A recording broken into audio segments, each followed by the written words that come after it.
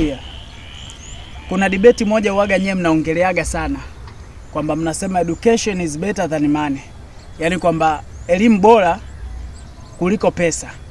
Hasa mimi nataka nikuulize kitu hicho kimoja, kati ya elimu na pesa kipi kianze? Kwa mimi hapo naona pesa.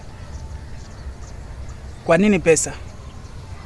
Kwa sababu hata huyo ambaye anasoma, sawa anasoma, lakini ni wengi sana waga wanasoma kwa ajili ya kupambania maisha yao kwa ajili ya baadaye, na hayo maisha yake baadaye hawezi kuendesha kwa kupitia hiyo elimu, lazima ataendesha kupitia pesa. Kwa pesa ndio kila kitu. Sasa tuseme ndo tukakupa pesa afu kawa hauna uelewa, yaani hauna elimu jinsi ya kutumia pesa. Sasa pesa itakuwa na maana gani?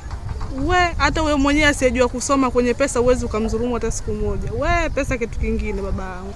Kwa nini kuna mameneja? Pesa kitu kingine. Yaani hata asiyejua kusoma mpelekee mamilioni ya pesa, anakupangia bajeti vizuri tu. Uona maoni gani? Je, mtu awe na pesa ili atafute elimu au awe na elimu ili baadaye aje kupata pesa?